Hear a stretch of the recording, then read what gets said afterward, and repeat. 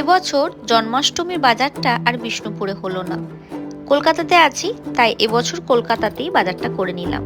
আজকে বেরিয়েছিলাম মা আর আমি বাজার দিকে ওই গোপালের জন্য জামা কাপড় কিনতে। এসে দেখি এখানে অনেক রকমের জামা রয়েছে। প্রতিবার আমি করি বিষ্ণুপুর থেকে, বিষ্ণুপুরের শ্রীভান্ডার থেকে। তোমরা অনেকেই দেখেছো আমার ওই ভিডিওগুলো, তোমরা কিন্তু বেশ পছন্দ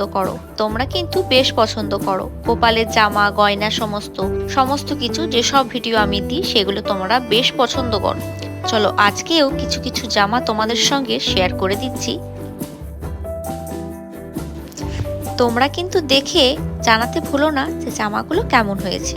এবছর জন্মাষ্টমী যেহেতু শনিবার পড়েছে, মানে নীল কালার। দোকানেও বলছিল যে এবছর নীল কালারটাই বেশি বিক্রি হচ্ছে। আমরাও কিন্তু নীল কালার দেখে জামা নিয়েছি।